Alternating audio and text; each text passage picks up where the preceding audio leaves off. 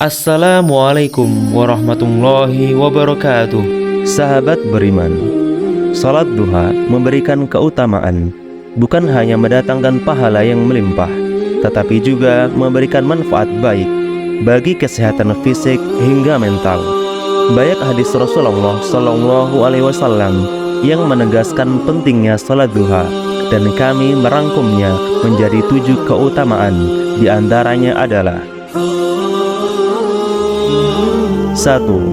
Salat duha merupakan sedekah terbaik.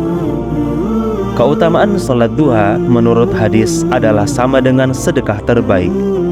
Dalam hadis Rasulullah Shallallahu Alaihi Wasallam menegaskan sebagai berikut: setiap pagi, setiap ruas anggota badan kalian wajib dikeluarkan sedekahnya.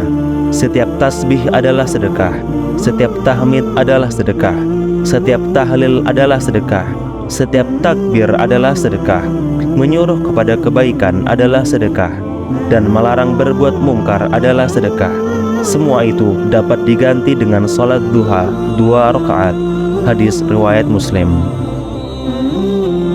2. Salat duha membawa kecukupan rezeki. Keutamaan salat duha membawa kecukupan rezeki bagi yang rutin menunaikannya. Dijelaskan keutamaan salat duha menurut hadis: siapa melaksanakan salat duha 4 rakaat, niscaya Allah Subhanahu wa Ta'ala akan mencukupkan rezekinya. Adanya keutamaan salat duha menurut hadis ini ditegaskan sebagai berikut. Allah Azza wa Jalla berfirman, "Wahai anak Adam, jangan sekali-kali kamu malas mengerjakan 4 rakaat pada awal siang salat duha. Nanti akan aku cukupi kebutuhanmu pada akhirnya sore hari." Hadis riwayat Daud dan Tirmizi. 3. Keutamaan salat duha menurut hadis juga menggugurkan dosa-dosa, karena waktu duha adalah waktu yang tepat untuk memohon ampunan kepadanya. Lalu, seberapa besar dosa yang akan diampuni oleh Allah Subhanahu wa Ta'ala? Dijelaskan dalam hadis bahwa pelaksananya akan diampunkan atas dosa-dosanya meski sebanyak buih-buih di lautan. Keutamaan salat duha menurut hadis ini ditegaskan dari Abu Hurairah radhiyallahu anhu, di mana Rasulullah Shallallahu Alaihi Wasallam bersabda, "Barang siapa yang menjaga salat duha, maka dosa-dosanya diampuni walaupun dosanya itu sebanyak buih di lautan." Hadis riwayat Tirmizi. 4. Salat duha adalah berpahala haji dan umrah. Keutamaan salat duha adalah mendatangkan pahala yang setara dengan haji dan umrah.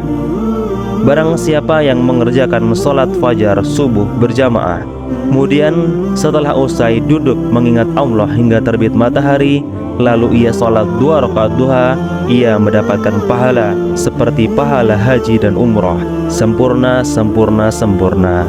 Hadis riwayat Tirmizi. 5. Salat duha adalah ladang memperoleh keuntungan. Keutamaan salat duha menurut hadis ini ditegaskan dalam sabda Rasulullah Shallallahu Alaihi Wasallam sebagai berikut. Rasulullah Shallallahu Alaihi Wasallam bersabda, "Maukah kalian aku tunjukkan kepada tujuan paling dekat, paling banyak ghanimah keuntungannya dan cepat kembalinya?" Mereka menjawab, "Ya, wahai Rasulullah."